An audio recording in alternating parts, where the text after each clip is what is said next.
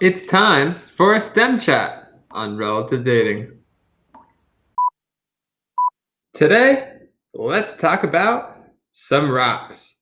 And all of those rocks and those layers of rocks that are all around our beautiful planet Earth. As we get started, I first want you to think approximately how old do you think the Earth is? And how do you think scientists might have figured this out? Take a moment now and write down your answers in your journal as your do notes for today.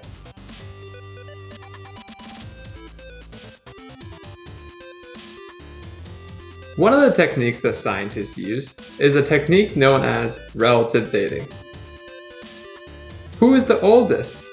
You might ask that about these children that are posted on this slide.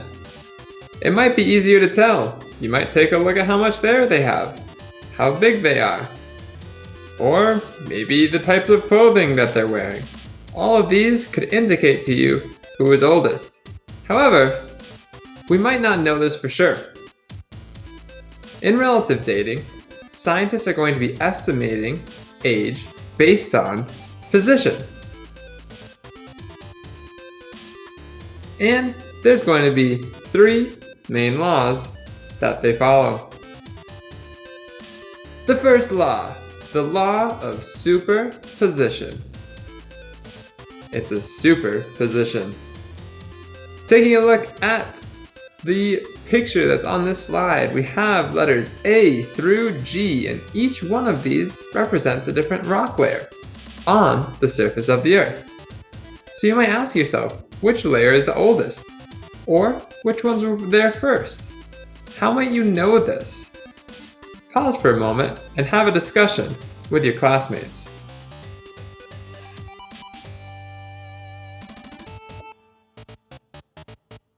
How did the layers get laid down?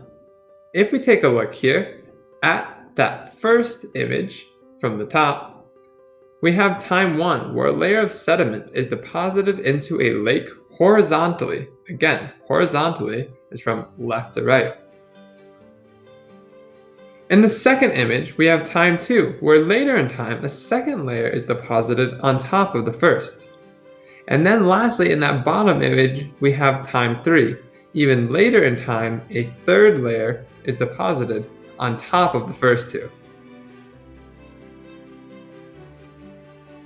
So taking a look at this, that's going to mean that our younger rocks are going to be on the top, and our older rocks are going to be down on the bottom. And these are laid down horizontally on top of one another, as different sediment lay out on top of another layer of rock. Here's a quick example. The youngest layer of rock is on the top, the oldest layer is on the bottom. So if we take out this stunning geological structure, which layer is going to be the oldest and which one is going to be the youngest? Stop now and have a conversation with your classmates.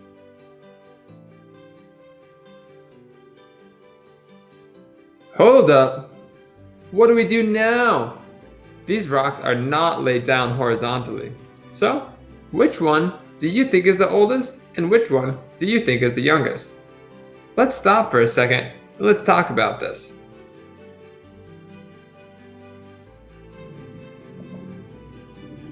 This is going to be known as the law of horizontality, which is going to be our second law that we're going to be learning about today in relative dating. We're going to have to assume that all layers were at one point in time deposited horizontally, meaning that they were layered from left to right along the Earth's surface. However, rocks may have folded after forming. This is often caused by pressure within the Earth's surface. Despite not being horizontal, the oldest is still on the bottom and the youngest is still on the top. However, as you can see from this animation, sometimes the surface of the Earth gets crunched up due to pushing of the tectonic plates that are on the Earth's surface. But that's a lesson for a different time. For now, all we need to know is that often these horizontally laid layers of the Earth get squished up together, causing lots of folding in the Earth's surface. However, the layers on the bottom are still the oldest, and the layers on the top are still the youngest. So again, we want to assume that layers were deposited horizontally. Rocks folded after forming caused by pressure. Despite not being horizontal, we still have the youngest up top, as well as we still have the oldest on the bottom. Let's take a look at this cool rock folding. Mesmerizing. Or this rock folding. Also pretty cool. Geology. Ooh, wow, cool. Rocks. Now, let's take a look at our third law of relative dating in geology, which is going to be the law of cross-cutting. Cross-cuttings occur after the rock formation. There's two main types of cross-cuttings. The first kind of cross-cutting is known as a fault. This is caused by shifting rock layers. Younger than any rock layer it cuts through, so this has to happen after the rock layers already exist. A fault is also known as a crack. Taking a look at these images, these are examples of cracks or faults in the rock. You'll notice that we've got our different horizontal layers showing oldest on the bottom, youngest on the top due to our laws of superposition and horizontality. And then we also have a large fault, which is a shifting of the rock. Remember, these have to happen after the rocks are already there. Those cross-cutting formations have to happen after the rocks are already laid down. Here's some more examples of some pretty cool looking faults. Some of these might even look familiar to you. More faults. Ooh, wow. Rocks, geology, cool. Continuing on with our third law of cross-cutting, you can actually examine it in the bottom left of the screen right now. Let's stop right now and see if there's anyone who thinks they know what this is. This is known as an intrusion. An intrusion is when magma forces through the rock layers. This has to be younger than the rock layers because it's pushing through those rock layers that are already there. Here's a representation of how we have our horizontal rock layers with our oldest on the bottom, youngest on the top. However, we have the youngest intrusion, which cuts through all of them.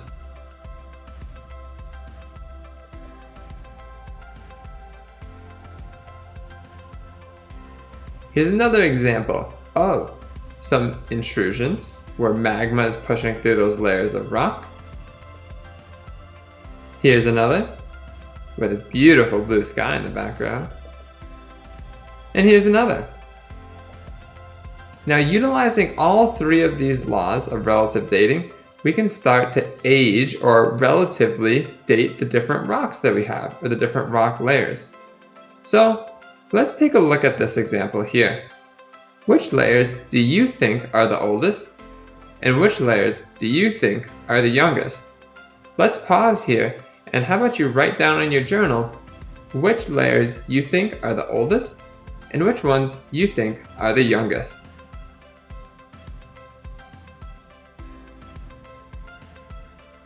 So let's see how you did. The correct order from oldest to youngest of the rock layers and different rock cross-cuttings that we have in this image are layer I, because it's way down on the bottom, layer B, because it's just above it, layer F, and then we have our fault, because you'll notice that the fault goes through layers I, B, and F. Then we have layer M. Then we have an intrusion of H because that goes through all the layers, including the fault that's in the image. And then lastly, we have layer R because that goes over it all. I hope you've enjoyed this STEM chat on relative dating and rock layers. See you next time.